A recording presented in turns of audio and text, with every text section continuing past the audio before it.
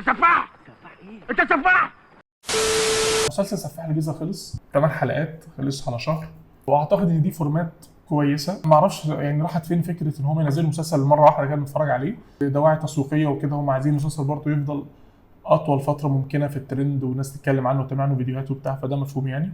طيب من الاخر كده، المسلسل انا اول فيديو عملته عنه كان عن اول حلقتين، وكنت قلت قد ايه ان انا معجب جدا بالمسلسل، والمسلسل حلو وفرصه ان احنا نعمل حاجه واو اخيرا، وكاست محترم ومخرج انا شايفه ممتاز. شكرت في الاخراج والتصوير عموما، المسلسل على المستوى التقني حلو جدا، التمثيل من الكل كان تقريبا حلو فشخ.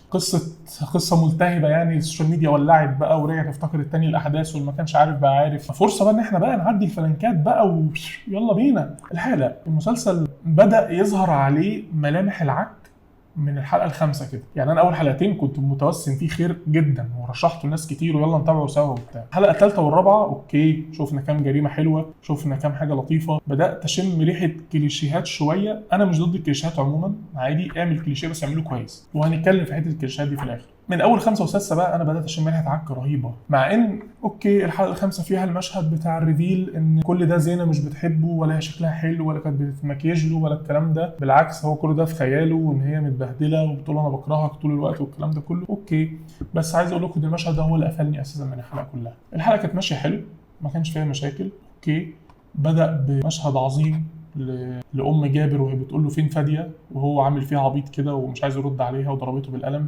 وبالمناسبه انا ما شكرتش فيها في اول فيديو، حنان يوسف احسن اداء في المسلسل، ولما المسلسل خلص هي احسن حاجه في المسلسل. يعني هي احسن اداء كتمثيل واحسن حاجه، يعني هي احسن من الاخراج ومن التصوير ومن القصه ومن كل حاجه بجد. من غيرها انا غالبا المسلسل ده كان هيبقى بالنسبه لي يعني راح في داهيه، عمل حادثه يعني. نرجع ليه الحلقه الخامسه ما عجبتنيش.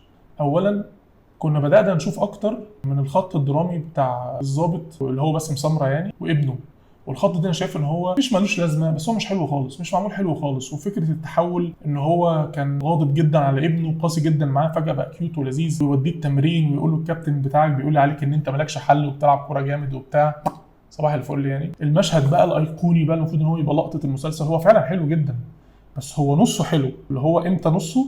لحد ما الكاميرا اتشالت من على الركين سعد وحصل الترانزيشن السريع ده ما بين ان شكلها حلو وما اعرفش ايه وبتاع، هوب فجاه بقى شكلها مبهدل بتقول انا بكرهها. كان اترعبت، كنت شفت كذا ميم كده على فكره ان المشهد ده خوف الناس. ايوه انا خوفني، هو معمول عشان يخوفك.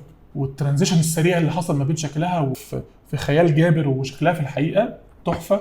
ركين سعد عملته حلو. اداء احمد فهمي لا لا لا, لا يا جدعان، لا يا جدعان والله ما انا اسف. يعني انا طول المسلسل عمال اقول والله كويس بس ده احمد فهمي، والله كان ماشي المشهد ده حلو يجي منه. طول المسلسل بيعمل كده يا جدعان. احمد فهمي وعامل كده بيضحك من الاخر، والله العظيم مش بهزر.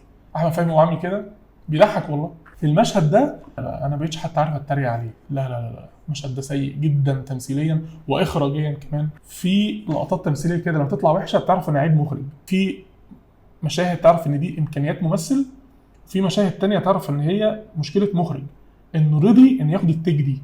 مشهد يدل على اللي انا بقوله ده. شوفوا يا جدعان مشهد باسم سمره كان جاله المحامي الصغير اللي هو عامل دوره عمر شرقي، والراجل اللي هو كان ابو دعاء اللي هي مراته اللي هو قتلها، اول ضحيه تقريبا ليه. الحلقه السادسه حصل فيها المطارده اللي ما بين الضابط وما بين جابر، لما الحاج سيد الطويل كان عايز يشتري منه المحل ولبسه في الشرطه وعرف انه نصاب وبتاع. ماشي هنا عشان كده قلت لكم هنا بدات اشم ريحه الكليشيهات والبيوت القديمه. المشاهد اللي شفناها لازم يبقى في مشهد وايد كده، الضابط المطارد بيجري في دور والمطارد في دور تاني، ولازم مشهد وايد كده كلنا طبعا شفناه قبل كده 100 مره انا واثق. وان يخشوا على المطارد بيخش على ناس وبيجري وراه الضابط وهو بيفتح الباب لازم يعمل لهم كده وبتاع، نفس المشاهد والله انا واخدينها كوبي بيست يا حبايبي. انا من بعد السادسه خلاص كنت خايف قوي سبعه والثامنه يبقوا على نفس المستوى، والحمد لله ما كانوش على نفس المستوى، هم كانوا اسوء. يا جدعان احنا عندنا سورس ماتيريال. الراجل الحقيقي ده اللي هو القذافي الله يحرقه، السورس ماتيريال الحقيقيه جامده فشخ وحلوه فشخ، فاحنا قلنا هنعدل فيها فهنغير. احنا ماشي رؤيه ابداعيه وغير في الدراما زي ما انت عايز، ما عنديش اي مشكله، بس لما تيجي تغير تعمل احداث ممله عن الحقيقه اصلا. يعني الاحداث اللي حصلت في الحقيقه احلى والذ بكتير قوي من كنت يا عم انقلها، انقل فيديوهات وكده زي ما هي كده جايه كده من النيابه، ولا شوف ملفه في النيابه جبته منين وحطها زي ما هي كده تبقى ألذ بكتير من انت حطيتها دي. رايح في الاخر تجيب لي سفاح اللي هو جابر ده رايح التمرين بتاع ابن الضابط وبيصوره بالموبايل عشان نعرف ان هو يخطفه، بعد كده يخطفه يقول له امي قصاد ابنك. يا جماعه احنا عاملين تسليم رهاين في المسلسل ده يا جدعان، ومعمول وحش فشخ. لايف لوكيشن بقى جابر اللي طالع بخمس ست اسامي ومتجوز دي باسم ومتجوز دي باسم وقتل وما اعرفش ايه، بقى خمس ست سنين ما حدش سمع عنه حاجه، والله اكتر من كده كمان اتجاب لايف لوكيشن. لا لا لا يا جدعان، السيناريو عندي معاه مشاكل كتير بصراحه. من ضمنها ايه؟ بص يا سيدي، في حاجه في كتابه السيناريو اسمها بيت. يعني ايه بيت؟ بيت هي الحاجه او لما تحصل هي بتزق القصه بتاعتنا لقدام. الحاجه اللي قبل ما تحصل احنا كان موضوعنا او القصه بتاعتنا حاجه، بعدها بقت حاجه تانية. مثلا احنا في فيلم رومانسي والبطل قال للبطله انا بحبك، ده بيت. عندنا مثلا حد قتل حد، ده بيت. حد اعترف بحد على حاجه، ده بيت، وهكذا. تمام؟ ينفع بقى ان اخر حلقتين الفينالي بتوع المسلسل يبقى اقل حلقتين فيهم بيتس؟ فهمش احداث يا جدعان، فهمش احداث والله. وفي يا جماعه مشهد غريب جدا انا ما اعرفش ازاي عدى ده. باسم سمره طالع ظابط اسمه ايه؟ اسمه العقيد حازم، صح؟